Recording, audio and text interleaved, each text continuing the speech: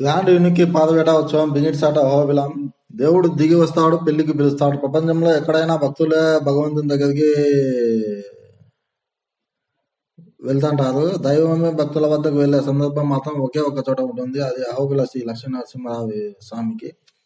దేవుడు దిగి వస్తాడు, పెళ్లికి పిలుస్తాడు. ప్రపంచంలో ఎక్కడైనా భక్తులే భగవంతుని దగ్గరకు వెళ్తుంటారు. దైవమే భక్తుల వద్దకు వెళ్లే సందర్భం మాత్రం ఒకే ఒక చోట ఉంటుంది. అది అహోబిల లక్ష్మీనరసింహస్వామికి ప్రత్యేకం. అహోబిలం క్షేత్రంలో కొలువైన జ్వాలా నరసింహస్వామి, ప్రహ్లాద గౌడ స్వాములు పల్లకిలో కొలువై గ్రామాలకు వెళ్లి భక్తులకు తన దర్శన భాగ్యం కల్పిస్తుంటారు.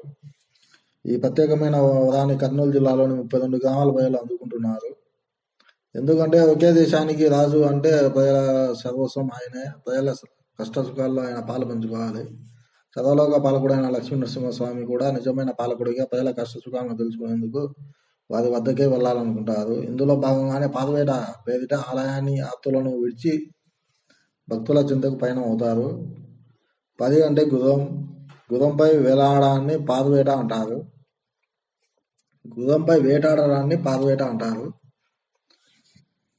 ఈ సంప్రదాయం చాలా వైష్ణవ క్షేత్రాల్లో ఉంటుంది. ఇది ఒక్కరోజు మాత్రమే కొనసాగుతుంది. కానీ అహోబిలంలో మాత్రం ఈ ఉత్సవం పేరిట ఏకంగా 45 రోజుల పాటు స్వామిని ప్రజల మధ్యనే ఉంచుతారు. ఈ క్షేత్రం నిర్వహించే అహోబిలం మఠం ప్రథమ పీఠాధిపతి ఆదివాన్ శటగోప యతీంద్ర మహాదేశికన్కు స్వామి గ్రామే గ్రామే జగద్వాపర చరణయోమగ్రహీత్వా అంటే గ్రామ గ్రామాలకు నన్ను వెంచేలా చేసి జనాలను మోక్ష మార్గాన్ని ఉపదేశించమని చెప్పారు. స్వామి ఆజ్ఞ మేరకు ఆనాటి నుంచి ఈ ఉత్సవాన్ని నిర్వహిస్తున్నామని చెప్తారు. అన్నమయ్య 12 ఏళ్ల పాటు ఇక్కడే నివసించి ఎన్నో కీర్తనలు రాశారు.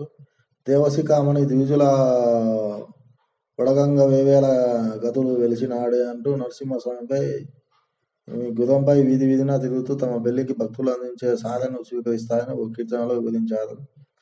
ఎలా నిర్వహిస్తారంటే ఎగువ అహోబిలానికి జ్వాలా నరసింహస్వామి, దిగువ అహోబిలానికి ప్రహ్లాద వరదరాజ స్వామి ఇద్దరిని ఒకే పల్లకిలో ఉంచి ఈ ఉత్సవాన్ని జరపడం ఆనవాయితీ. ఈ కార్యక్రమానికి ముందు 45 రోజుల పాటు స్వామివారికి సరిపడా ఆహారాన్ని అందించే అన్న కూటోత్సవం నిర్వహిస్తారు.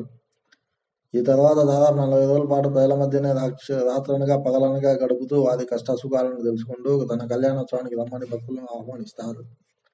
కార్యక్రమం పూర్తి చేసుకుని అలసి సొలిసి అహోబిలం చేరిన స్వామివార్లకు బడలిక తొలగేలా పంచరాత్ర ఆగమ శాస్త్ర ప్రకారం 81 కలశాలతో తిరుమంజనం నిర్వహిస్తారు. తర్వాత పాల్గొన శుద్ధ పంచమి నుంచి పౌర్ణమి వరకు స్వామివారికి బ్రహ్మోత్సవాలు నిర్వహిస్తారు. కులమతాలకు అతీతంగా స్వామి ఉత్సవాలు జరుగుతాయి. స్వామి పరిణయమాడిన చెంచులక్ష్మిని స్థానిక చెంచులు తమ ఆడపడుచుగా భావిస్తారు. నరసింహస్వామిని ఓబిలేసుగా పిలుస్తారు.